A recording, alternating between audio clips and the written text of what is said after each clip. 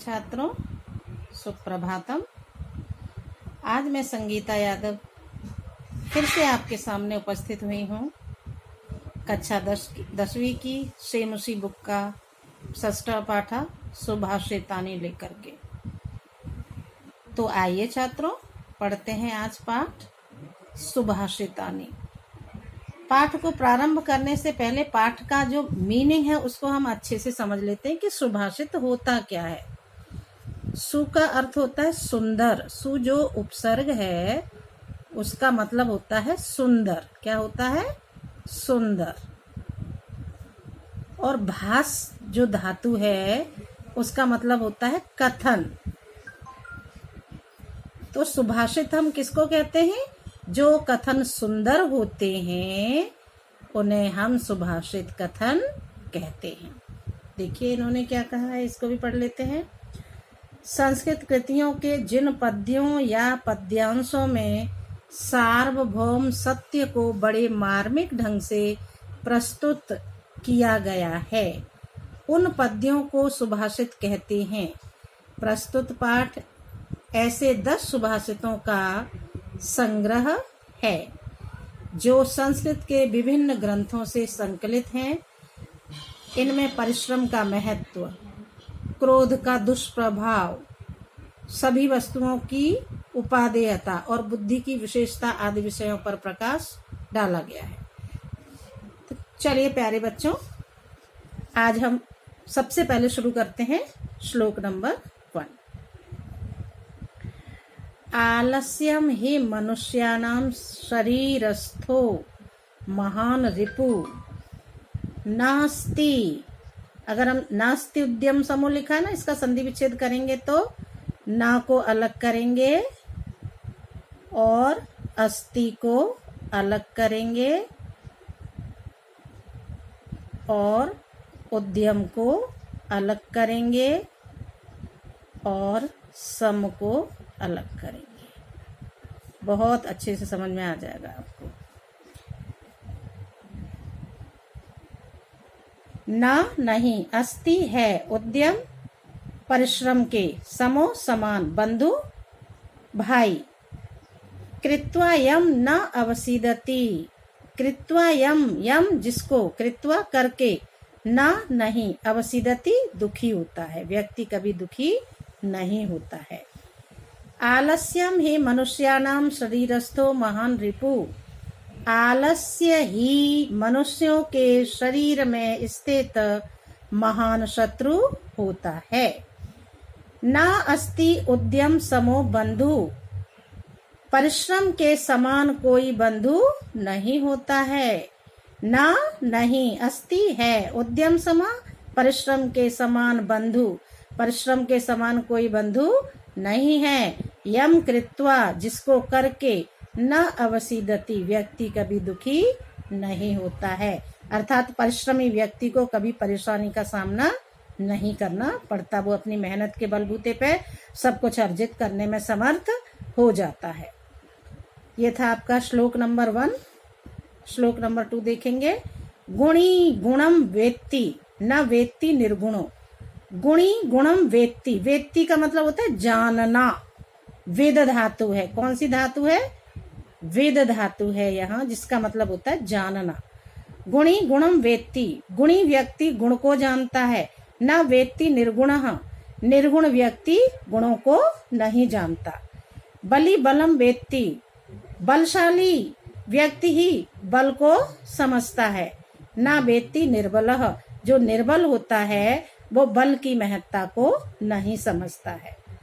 गुणी गुणम वेत्ति, गुणवान व्यक्ति गुणों को समझता है। ना वेत्ति निर्गुणों, निर्गुण व्यक्ति गुणों के बारे में या गुणों की महत्ता को नहीं जानता है।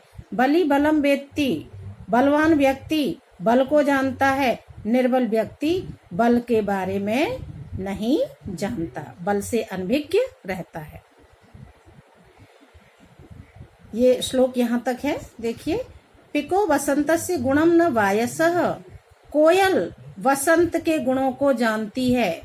पिकः वसंतस्य गुणम, गुणम, पिकः मतलब कोयल, वसंतस्य वसंत के, गुणम गुण को, न वायसा, कौआ नहीं, वायसा का मतलब कौआ, कौआ नहीं, अर्थात कोयल वसंत के गुण को जानती है, कौआ नहीं। करीच सिंहस्य बलम, अब व्यक्ति अपने आप जोड़ लेंगे, वो ऊपर वाला जो है वो क्रिया हम अपने आप जोड़ लेंगे। करीच सिंहस्य बलम, हाथी शेर के बल को जानता है, न मूसका, चूहा शेर के बल को नहीं जानता है। ये था श्लोक नंबर 2। श्लोक नंबर 3, ये सब 4-4 लाइन के श्लोक हैं मैक्सिमम, दूसरा और तीसरा भी। निमित्तम उद्देश्य ही यह प्रकुप्यति, ध्रुवम स तस्य अपगमे प्रसिद्धति। निमित्तम कहते हैं कारण को, निमित्तम उद्देश्य किसी कारण को लेकर के, ही निश्चित ही, यह जो प्रकुप्यति क्रोधित होता है, जो किसी कारण के को लेकर के क्रोधित होता है। निमित्तम उद्देश्य, निमित्त कहते हैं कारण को उद्देश्य बनाकर ही यह प्रकुप्यति जो क्रोधित होता है, ध्रुवम सा तस्य अपगमे प्रसिद्धति, निश्चित ही, ध्रुवम कहते हैं निश्चित ही, सा वह, तस्य अपगमे उसके आने पर, प्रसिद्धति प्रसन्न हो जाता है, अर्थात जो उसका निमित्त था वो जब पूरा हो जाता है तो वह क्रोधित नहीं रह जाता है, वह फिर प्रसन्न हो जाता है। अकारण द्वेषी मनस्तु यस्य वै कथम जनः तम परितोषयति। नीचे वाली लाइनों में ये बता रहे हैं कि अकारण द्वेषी, अकारण कहते हैं बिना किसी कारण के जो द्वेष रखता है, बिना किसी कारण के मन में द्वेष रखने वाले व्यक्ति को तो कथम जनः तम परितोषयति, ऐसे व्यक्ति को कौन संतुष्ट कर सकता है, अर्थात ऐसे व्यक्ति को कौन समझा सकता है, समझाना बहुत मुश्किल है।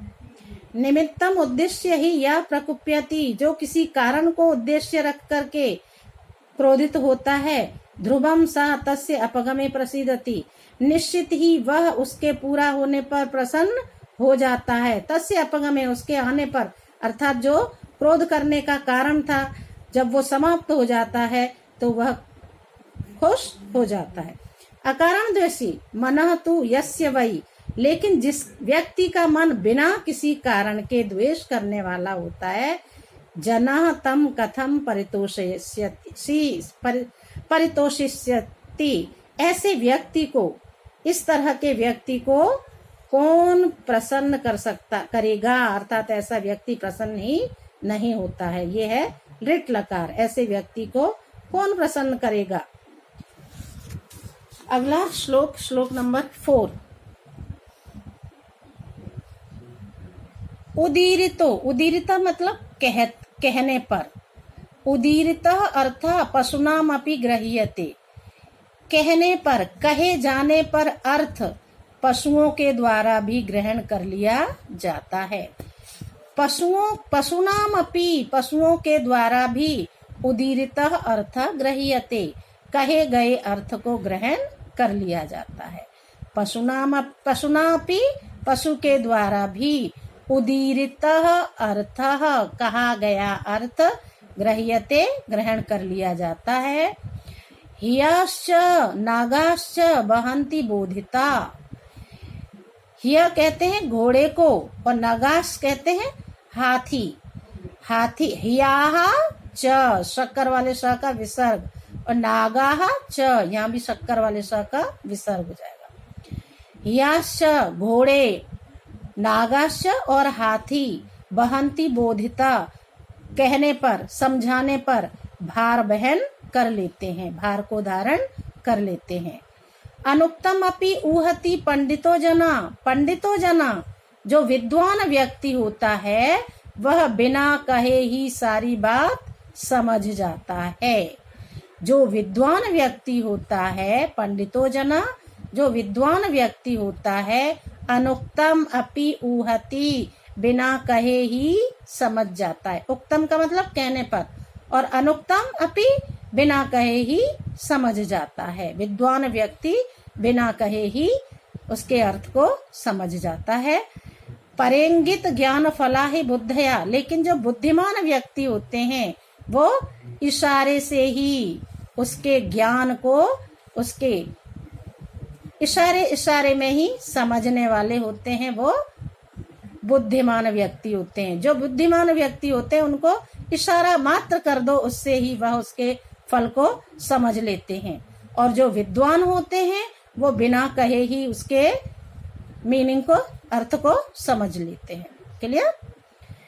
क्रोधो ही शत्रु प्रथमो नराणाम, नराणाम मनुष्य का प्रथमो पहला शत्रु दुश्मन क्रोधो ही, क्रोध ही है। नराणाम प्रथमः शत्रु क्रोधो ही, मनुष्यों का पहला शत्रु क्रोध ही है। देह स्थितो, शरीर में स्थित, देह विनाशनाय, शरीर का विनाश करने के लिए। देह स्थितो, शरीर में स्थित, शरीर का विनाश करने के लिए मनुष्यों का पहला शत्रु क्रोध ही है। यथा स्थिता काष्ठगतो ही वहनी, यथा जिस तरह से स्थित है, काष्ठगतो ही वहनी, अग्नि लकड़ी के अंदर स्थित होती है, जिस तरह से लकड़ी के अंदर अग्नि स्थित होती है। साएव बहनी दहते शरीरम, और वही अग्नि, साएव बहनी, वही अग्नि दहते शरीरम, शरीर को जला देती है। अर्थात जो अग्नि काष्ठ के अंदर स्थित होती है वो लकड़ी को जला देती है, काष्ठ को जला देती है, और जो क्रोध रूपी अग्नि व्यक्ति के शरीर में स्थित होती है वो शरीर को जलाने में समर्थ होती है। अगला श्लोक है ये श्लोक नंबर 6। मृगा मृगई संगम अनुव्रजंती, पशु पशुओं के साथ, मृगा का मतलब हिरण होता है वैसे तो, और यहाँ पर पशु। मृगा मृगैश्च संगम अनुव्रजंती, पशु पशुओं के साथ पीछे चलते हैं। अनुव्रजंती मतलब पीछे चलना, पशु पशुओं के पीछे चलते हैं। गावश्च गौ भी, और गाय गायों के पीछे चलती है। तुरगा तुरगई, और तुरग कहते हैं घोड़ा, घोड़ों के पीछे चलता है। मृगा मृगई, यहाँ पे हिरण भी बोल सकते हैं हम, या पशु भी कह सकते हैं। हिरण हिरणों के पीछे चलते हैं, या पशु पशुओं के पीछे चलते हैं। गाय गायों के पीछे चलती हैं, घोड़े घोड़ों के पीछे चलते हैं। मूर्खाश्च मूर्खई, मूर्ख व्यक्तियों के पीछे चलते हैं। सुधिया सुधी भी, और जो बुद्धिमान होते हैं, सुधी कहते हैं बुद्धिमान, वो बुद्धिमान व्यक्तियों के का अनुसरण करते हैं। समानशीला व्यसनेषु सख्यम, समानशील वाले व्यक्तियों के साथ ही मित्रता होती है। अर्थात मित्रता समान गुण वाले व्यक्तियों के साथ ही होती है। अगला श्लोक श्लोक नंबर 7। सेवितव्यो महावृक्षा फल छाया समन्विता, सेवितव्यो सेवा करनी चाहिए, महावृक्षा महान पेड़ की, बड़े पेड़ की सेवितव्यो सेवा करनी चाहिए। फल छाया समन्विता, फल और छाया से युक्त महान वृक्ष की हमें सेवा करनी चाहिए। फल और छाया से युक्त महान वृक्ष की हमें सेवा करनी चाहिए। यदि दैवात फलम नास्ति छाया केन निवार्यते, यदि भाग्यवश फल नहीं है तो छाया किसके द्वारा रोकी जाएगी, अर्थात उसकी छाया को कोई रोक नहीं सकता। सेवितव्यो महावृक्षा फल छाया समन्वितम, फल और छाया से युक्त महान वृक्ष की हमें सेवा करनी चाहिए। यदि दैवात फलम नास्ति छाया केन निवार्यते, यदि भाग्यवश फल नहीं है तो छाया किसके द्वारा रोकी जा सकती है, अर्थात छाया को कोई रोक नहीं सकता। अगला श्लोक नंबर 8। अमंत्रम अक्षरम नास्ति, नास्ति मूलम अनौषधम, अयोग्य पुरुषा नास्ति योजकः तत्र दुर्लभ। इन्होंने क्या कहा है? अमंत्रम अक्षरम नास्ति, ऐसा कोई अक्षर नहीं है जो मंत्रहीन हो। अमंत्रम मंत्रहीन, मंत्रहीन कोई भी अक्षर नहीं होता है। अमंत्रम मंत्रहीन, अक्षरम अक्षर, नास्ति नहीं है, अर्थात कोई भी अक्षर मंत्रहीन नहीं है। नास्ति मूलम अनौषधम, कोई भी जड़ ऐसी नहीं है जो औषधि के रूप में काम ना आती हो। अयोग्य पुरुष नास्ति, इस पृथ्वी पर कोई भी पुरुष अयोग्य नहीं होता है। योजक तत्र दुर्लभ, उसको जोड़ने वाला, योजक कहते हैं जोड़ने वाला, योजक का मतलब है जोड़ने वाला। तत्र वहां पर उसको जोड़ने वाला कठिनाई से मिलता है, अर्थात जो उसके गुणों को समझता है और जो उसको उसके हिसाब से उसको उसी जगह पे जोड़ देता है, ऐसा व्यक्ति बड़ी कठिनाई से मिलता है। अगर योजक सही मिल गया तो ये सारी चीजें काम की होती हैं। कहने का तात्पर्य है कि अमंत्रम अक्षरम नास्ति, बिना मंत्र वाला कोई अक्षर नहीं होता है, बिना औषधि वाली कोई जड़ नहीं होती है। अयोग्य पुरुषा नास्ति, कोई भी पुरुष अयोग्य नहीं होता है। योजक तत्र दुर्लभ, उसको जोड़ने वाला कठिनाई से मिलता है, अर्थात उसकी समझ रखने वाला जो व्यक्ति होता है, अगर उसको प्रॉपर तरीके से समझ जाता है तो ये सारी चीजें काम की हो जाती हैं। संपत्तौ च विपत्तौ च महताम एक रूपता, महताम महान व्यक्ति, एक रूपता एक जैसे होते हैं। संपत्तौ च विपत्तौ च, संपत्ति में, विपत्तौ च और मुसीबत में, महताम एक रूपता, महान व्यक्ति एक जैसे रहते हैं। संपत्तौ च विपत्तौ च, संपत्ति में और मुसीबत में, विपत्ति में महान व्यक्ति एक जैसा व्यवहार करते हैं। उदिते सविता रक्तो, उदय होने पर सूर्य रक्त वर्ण का होता है, लाल रंग का होता है। रक्तम च अस्त समये तथा, और अस्त होते समय भी उसका रंग लाल ही होता है, अर्थात महान व्यक्ति सुख और दुख में समान रूप से व्यवहार करते हैं। सुख में अधिक सुखी नहीं रहते और दुख में अधिक दुखी नहीं रहते। जिस तरह से उदय होता हुआ सूर्य भी सफेद लाल रंग का होता है और अस्त होने पर भी सूर्य लाल रंग का ही होता है, उसको बिल्कुल ये गम नहीं रहता है कि अब हम अस्त होने वाले हैं। विचित्रे खलु संसारे नास्ति किंचित निरर्थकम, अश्वचेत धावने वीरा भारत से बहने खरा।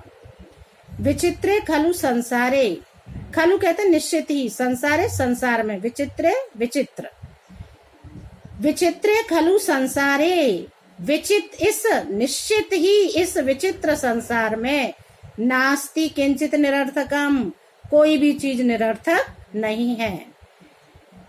विचित्रे खलु संसारे, निश्चित ही इस विचित्र संसार में कोई भी चीज निरर्थक नहीं है। अश्वचेत धावने वीरा, अश्वचेत धावने वीरा, घोड़ा दौड़ने में समर्थ होता है। भारत से बहने खरा, और जो गधा होता है वो भार को वहन करने में निपुण होता है, वीर होता है। विचित्रे खलु संसारे नास्ति किंचित निरर्थकम, इस विचित्र संसार में कोई भी चीज निरर्थक नहीं होती है। अश्वचेत धावने वीरा, क्योंकि घोड़ा दौड़ने में वीर होता है, दौड़ने में निपुण होता है। भारत से बहने खरा, और जो गधा होता है वो भार को वहन करने में निपुण होता है या भार वहन करने में सक्षम होता है। धन्यवाद छात्रों, मुझे उम्मीद है कि आपको मेरा पढ़ाया हुआ ये पाठ 6 आसानी से समझ में आ जाएगा। धन्यवाद। मेरे वीडियो को शेयर करें, लाइक करें, सब्सक्राइब करें तथा ज्यादा से ज्यादा लाभ उठाएं।